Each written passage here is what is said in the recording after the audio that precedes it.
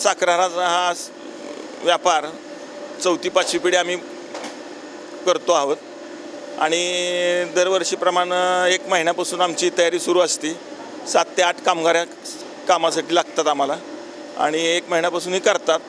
पण यावर्षी कामगारांची बऱ्याच प्रमाणात आम्हाला अडचण निर्माण झाल्यामुळं थोडा माल तयार करण्यामध्ये सुद्धा बराच फरक पडलेला आहे आणि दरवाढीमुळं आणि बाकी बऱ्याच गोष्टीच्या वाढीमुळं मजुरांची पगारवाढ वगैरे ह्याच्यामुळं यावेळेस माल 30 ते 40% महाग होण्याची शक्यता आहे आणि झालेलाच आहे. तसा 1000 रुपये 100 किलोचा दर असा चालू आहे. 10 किलोचा 120 रुपये किलोप्रमाणे माल विक्रीत किरकोळरित्या मिळू शकतो अशा हिशोबानं सध्या आहे. गुजरातचा माल वगैरे येतो पण तो माल एवढा काही क्वालिटी नसल्यामुळं आणि माल वजनाला जड असल्यामुळं तो माल काही जास्त प्रमाणात आपल्या इथं चालत नाही आणि हा आपला जो माल आहे तो फार कमी प्रमाणात उपलब्ध आहे सध्या.